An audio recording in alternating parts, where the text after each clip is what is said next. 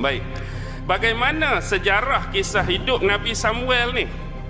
Jadi bila keadaan tadi berlaku, dia ada yang tertinggal, hanya seorang saja daripada wanita soleh yang masa tu dia tengah hamil dari keturunan Bani Levi.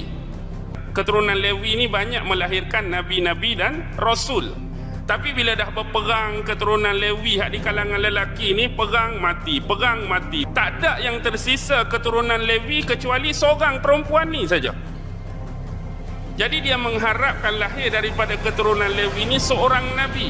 Jadi waktu tu walaupun suami dia dah meninggal dalam medan perang, wanita ni tengah sarak mengandung, hamil.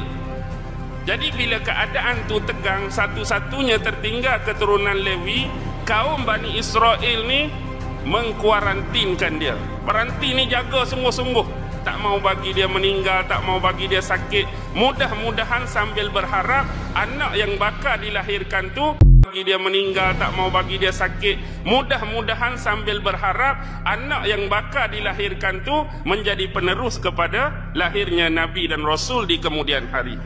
Mereka berdoa setiap masa agar diselamatkan anak tersebut, lahirnya lelaki dari kalangan Nabi-Nabi.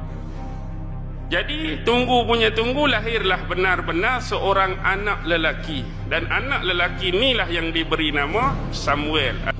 Allah yang memperkenankan doa kami, Allah yang mendengarkan doa kami. Jadi dia meneruskan sebagaimana biasa dalam sudut dakwah, amar ma'ruf nahi mungkar, sampailah pemuka Bani Israel ni menemui beliau. Yang mana sebelum tu orang-orang Bani Israel ni bila berperang mereka tak pernah kalah, mereka tak pernah tewas pun, sebab selalu menyertai mereka dua benda keramat yang mereka bawa dalam peperangan.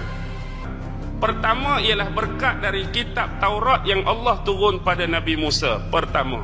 Yang kedua ialah the Ark of Covenant yang kita panggil peti tabut sakinah. Peti tabut sakinah.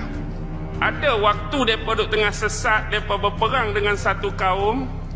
Tabut sakinah ni, kitab Taurat ni terlepas dari tangan mereka. Raja hak memenangi mereka tu rampas kedua-dua benda ni. Jadi bila rampas, tinggal sikit saja di kalangan mereka yang benar-benar hafal kitab Taurat. Sedangkan kitab Taurat duduk dalam tu.